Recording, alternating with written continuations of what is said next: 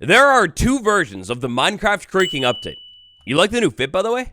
So ever since the Minecraft Snapshot 24W48, I've been living, breathing in creaking, well, the creaking. I'm obsessed with this boy. Now, I wouldn't consider myself an expert in the creaking update or anything really, but I have been testing both on stream, off camera, and in video the creaking update quite a bit.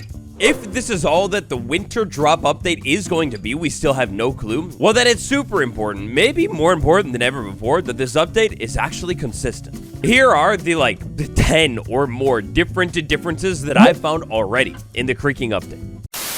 The elephant in the room, the only spot we could begin, the logs. These logs right here, we've talked about them quite a bit at this point. In fact, in this video right here from Monday, we talked about them.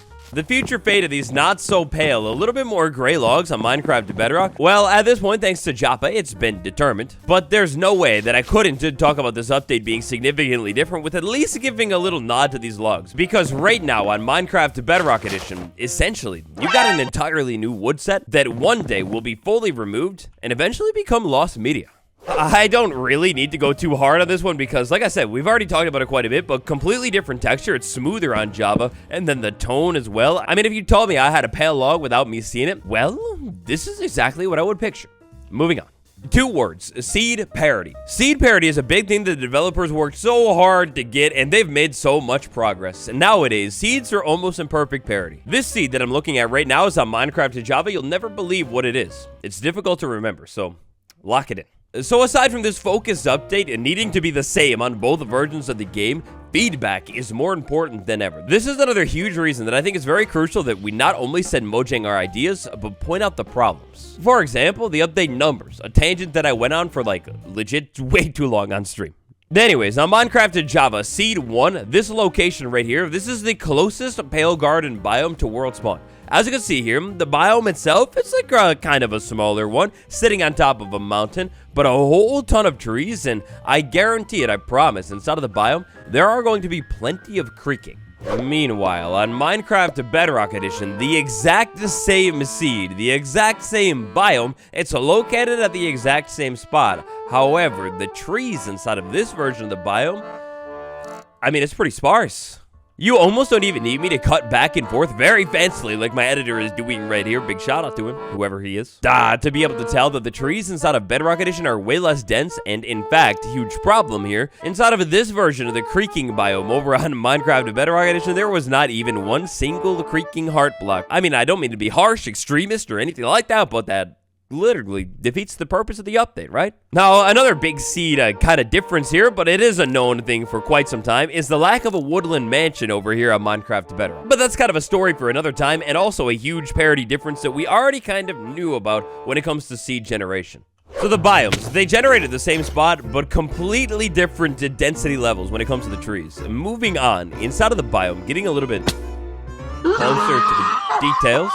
Getting a little bit in the weeds here, closer to the details, as we start to move around this biome. Not only does it sound really scary, but more importantly, before way too long at all, in no time, we find it creaking, and learn that this creaking, the heart of it, is right nearby. That is very bad. You, sir, you just stay back, okay? The creaking, it's real. As I continue to journey around inside of this biome, looking from treetop to treetop. 1, 2, 3. 3 of you guys. What in the world are you doing? No, stop it. 3 of them right here in this small little spot. That means there's 3 creaking hearts. So in total, we've found 4 so far. Well, not found, but we know they exist. They're definitely real. These things are so creepy, guys. Meanwhile, on the sister version of the game, ignore my completely decimated tree. There was nothing there. But moving around inside of this biome, I mean, right off the bat, the ambiance, the atmosphere is completely different. I mean, I could see for miles up here, like easy, clear as day. Moving around throughout the rest of this biome, I mean, I didn't even give myself armor because I guarantee it, I promise you, there will be no creaking inside of this version of the creaking forest biome at all. Okay, I take it back, I lied. There will be 1 creaking inside of this version of the creaking forest biome, but that's it. Now, I don't know if this is simply due to the fact that there are way fewer trees inside of this biome, or if this is another difference in how the trees generate on Minecraft Bedrock versus Java. But the big point here is that on Bedrock, at least right now, this update is very peaceful. I walked, strode, galloped through the entire Pale Garden biome, lighting it all up without basically a single sighting of the creaking. If we want to talk about problems with the update, this is probably the largest problem right now because the creaking is, at least at this point, the sole and really main point of this update. You're going to go to this biome, you're going to find this guy, you're going to try and survive it. Hopefully, maybe you silk touched your axe unlike me. You'll be able to find the heart, you'll be able to pick it up with that silk touch axe and bring the buddy back home. But moving on that note of creaking, another thing that I've noticed, and this one is a little bit more tricky. I'm not 100% certain if this is definitely a thing or what, because sometimes I do find the heart a little bit lower, but I just wanted to mention that on Bedrock, it seems that I found the creaking heart a lot lower, a lot more consistent. That is, if I could find a creaking heart. I don't know if it's possible. Hey, oh, by the way, if you're enjoying this video, all of the content around this update, then let me know by tapping the like button right now. I also have some pretty cool guides coming out very soon, so subscribe. Survival mode is fun, but next up, I'd like to study our creature a little bit more up close and personally in creative mode. On Minecraft Java in creative mode, if I spawn a creaking down, then that creaking essentially is going to sit in the same spot. I do find that sometimes they kind of strangely glide forward, if you will, but clearly here, the creaking, even if I'm not like looking at the guy or anything like that, it's not really walking around or anything like that. Minus that whole weird gliding thing that it's doing, very creepy, very disturbing. It's basically sedentary, stationary. This mechanic is going on despite a change in Minecraft 1.21.2 pre-release 1 that we talked about last week, where basically the creative mode creaking shouldn't really care about players in creative mode. Meanwhile, flip it over to Minecraft Bedrock Edition, same exact move here. I'm going to spawn a creaking in creative mode, and then I'm going to go ahead and stare at this guy. While I stare at this guy... I mean, right there, you can see this guy start walking around. That behavior is entirely different. Now, how important is that creative mode behavior being in parity?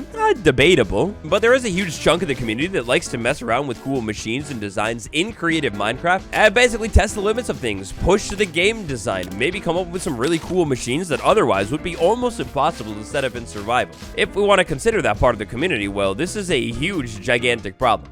If I look away from the creaking, like not looking at it at all, it basically continues to behave exactly the same. It'll walk sometimes, stand around sometimes, but really looking away here doesn't matter at all. It just doesn't care. Not gonna lie here, if I had to pick a version of the creaking that I think maybe has the slightly better mechanic, not really knowing about any of the farms that have been designed or anything, so keep that in mind. I think it's cool though on Bedrock Edition how in creative mode you can just stare at the guy and it'll walk around and pretend like, you know, like you don't even exist. But debate aside, next up, let's take a look at this animation because, oh my god, that is smooth. Look at those arms. They kind of wiggle and the feet, they like kick around. Now listen, I love you. This is the only reason I'm doing this. I only do this because I love you. This is dangerous. But take a look at the creaking when it attacks me on Bedrock Edition. It kind of like all out flails its head around until it unlifes me. Meanwhile, Minecraft Java Edition, we'll go ahead and get rid of you, but meanwhile, Minecraft Java, the animations here, I mean, they're similar, but they're also pretty different at the same time. It's still got that weird jerky walking and moving, but the arms, they don't really swing,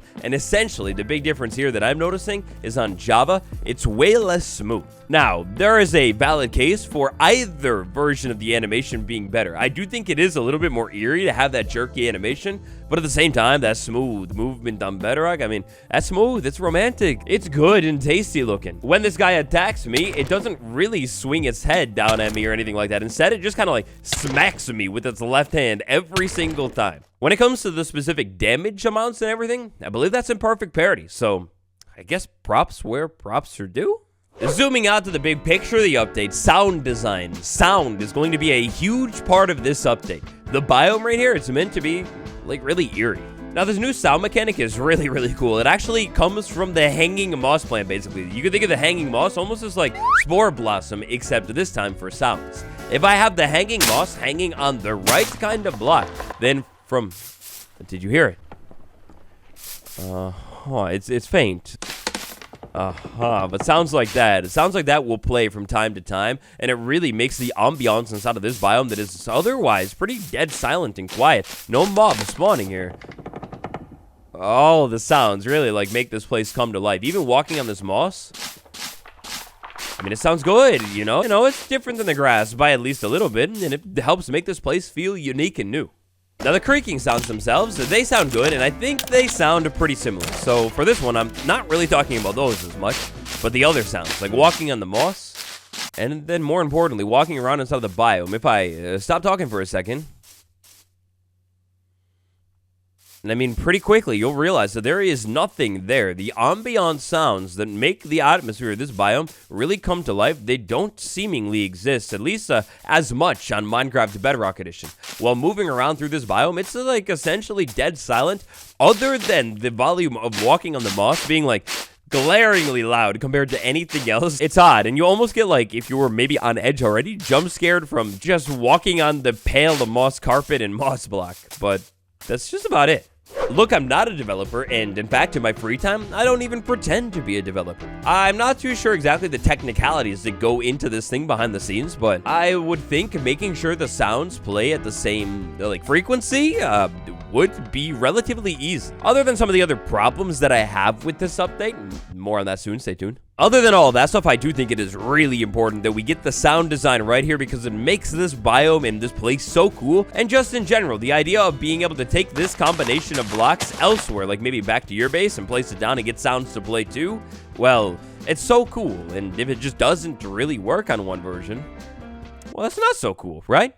Another difference here, and I don't even know if this is going to be possible to fix, but check this out. As I move in and out of the Pale Garden biome on Java Edition, that sky, ooh, it cleanly fades down in. The tone, it becomes all like gray, you know, and it's pretty sweet. I also like small detail how it's lighter up top and darker down low, which is an exact opposite of how it is in most other biomes. Now, when comparing our two versions today, of course, we can get real nitpicky and make sure these are exactly the same color code. I'm not too sure, but the one coloration difference that I did want to mention here is, first off, inside of the biome, the pale sky, I mean, it doesn't get like grayed out near the horizon. You still have a lot of blue, which makes this place way less eerie.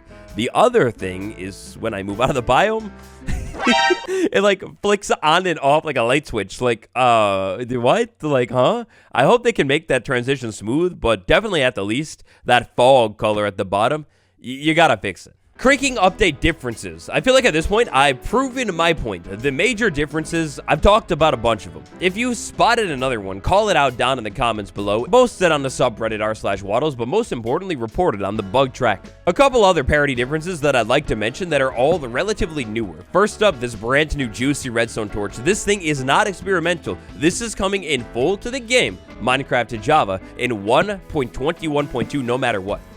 Where is it on Minecraft to Bedrock?